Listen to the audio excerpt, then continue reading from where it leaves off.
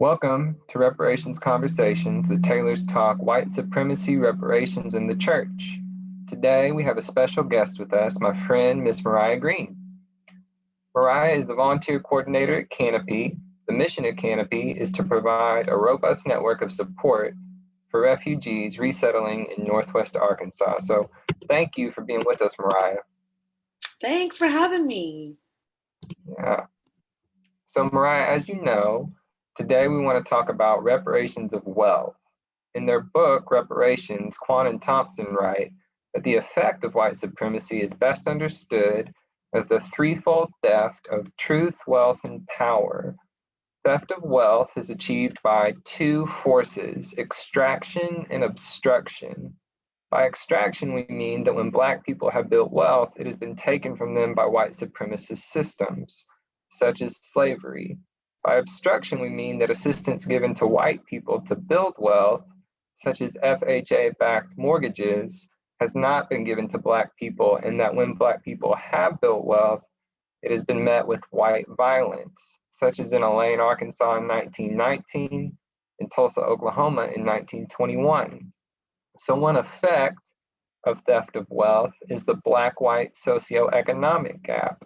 The median Black household has approximately 60% of the income and 10% of the wealth of the median white household.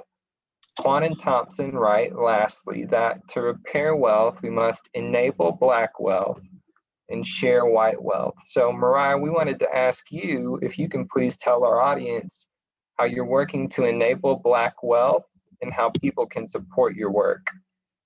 Yeah, absolutely.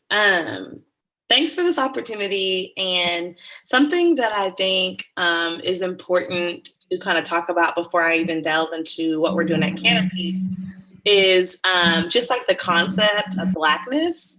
And as we know, like race is a social construct. And in America, that construct was created to like divide and conquer, right? And so I work at Canopy NWA, which is the only refugee resettlement agency in Arkansas.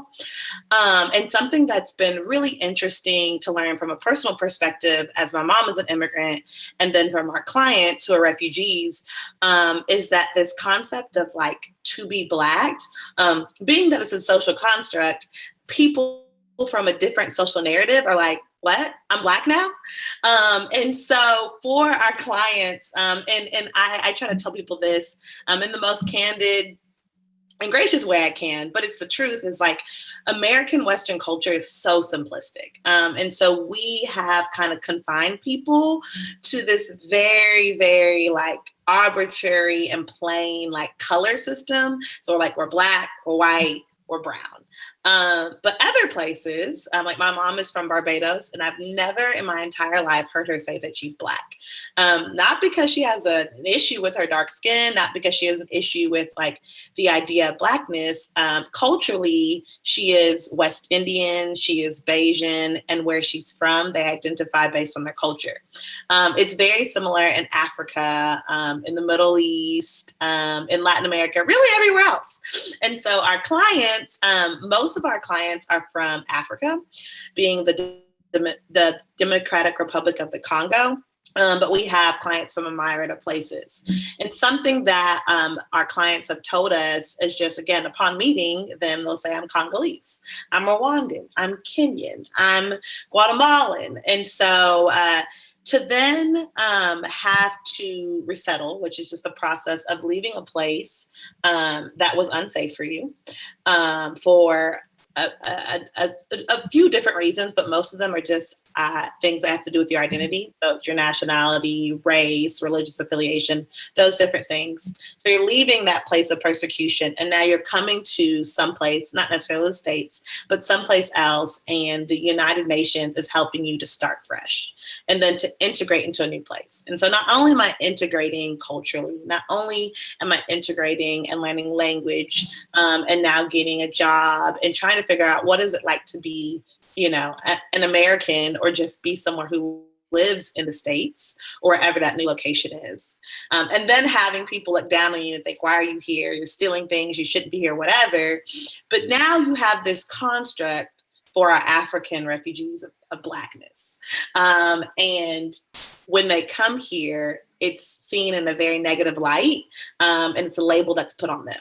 And so I think that disclaimer is really, really important to kind of think about, because it helps us to empathize a bit more with refugees and immigrants, but also it helps to kind of look at the atrocities that is the construct of race, and how we really miss out on the essence of a person because of that. So I will say that that's really important, and that's something that I've really been able to learn and just widen my perspectives through learning through my clients, just how simplistic our construct is. With that being said, our services are majority for refugees. We also include immigrants, but most of the people that we serve are people of color and thusly Black, because they're African, right?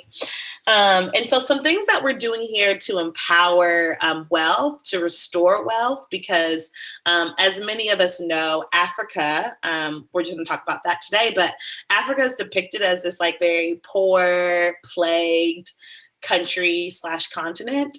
And really it's not. It's filled with natural resources, and cultures and tribes that are full of wealth. And so I think that's an image, again, that a narrative that I'd like for us to kind of just think about and change, and to form it a little bit more realistically. So when I think about what we're doing here at Canopy, we're just restoring wealth, right? Things that our clients should have had if they had the inalienable rights of safety, that they should have had where they're at. And so something that we're doing here is we have an entrepreneurship course that's specifically for refugees and immigrants called Planet. And it's a 12-week course that helps them understand the nuances of starting your own business, and understanding that with starting your own business, you are gaining equity, which is a pillar for building wealth, which is super, super important, not just for their personal integration, but then for their family. As you alluded, the government historically, currently has done things for white people to make sure that wealth and equity is accessible and obtainable. And so we're making sure that we target a vulnerable audience and saying, hey, we want wealth and equity to be not vulnerable, but to be obtainable and accessible. And so that's what Planet does. After they've completed their training, they then will be paired with some technical assistance.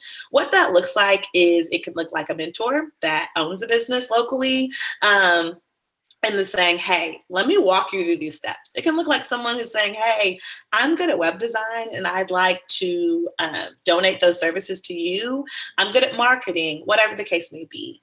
Our technical assistants, we don't pay them. They're volunteers who are saying, hey, I want to aid in the work that can be done to make sure that refugees and immigrants are able to use the skills that they have. And so that's what's really cool. We're not teaching people new trades or skills. They're bringing these rich skills and this really great trade, whether it's sewing, whether it's mechanics, whatever the case may be here. And we're giving a platform to be able to execute the gifts that they already have. And so that is really, really exciting. And so a way that you can say, hey, I want to help with this. I want to learn more about people from different cultures, and I want to amplify their voices and give them a platform to grow and to truly resettle here. You can be a technical assistant.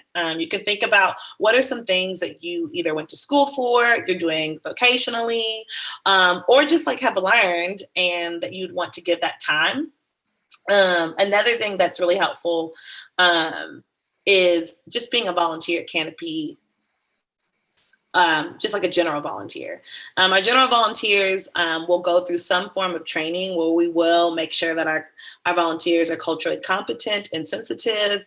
And I think that alone, whether it's putting together a welcome package, whether it's helping a family move in, whether it's gathering resources for a family that needs some place to live, all of that is really helpful to kind of a concept that I started with and that I do want to end with, is just redefining and recreating the narrative that is refugees, and for the just for this podcast, Black refugees, right? Like, they're not lazy, they're not freeloaders, they're not illegals, even though that's like a politically correct term. It's an atrocious term, and I really think that if you come alongside Canopy, if you ask the right questions, if you develop relationships with people who've lived this experience, you can, one, broaden your understanding of Blackness, both here and abroad, but then you can also grow as an individual and learn from our clients. And so I think that's something that's really, really important. Again, as we restore wealth, and I know that Lowell and Becca, like, they reiterate this a ton, but I just love this idea of just knowing we're not handing out anything, we're hands up, and we're saying, hey, I have privilege, I have access, I am American. So, I mean, that already helps because there's certain systems and resources that we already know, and saying, hey, I know this, let me share this with my neighbor. Because that's what our refugees and clients and immigrants who come here, they're our neighbors, and we should treat them as such. So that's kind of all I have. If there's anything that I missed on, I'm welcome to expand, but that's it. Yeah, right, you killed it. Thank you so much for being with us today. I've learned so much in this conversation and the conversations we've had previously. My worldview has been widened, literally, to think of these issues beyond the United States and to think about them globally. So Mariah, you've been such a blessing to my family personally, and I'm so thankful for what you're doing professionally, your work, the work of Canopy in our community. We'll include links to websites, social media stuff, so that people can continue to connect with, learn from, even perhaps donate to Canopy, as you all are a nonprofit, right? Yes, we are. Yes. Y'all are taking donations, right? Always taking donations. Okay. Yeah. So yeah, Mariah, thanks again for being with us. Appreciate you. And to our audience, folks who are listening, thank you all for attending today's reparations conversation.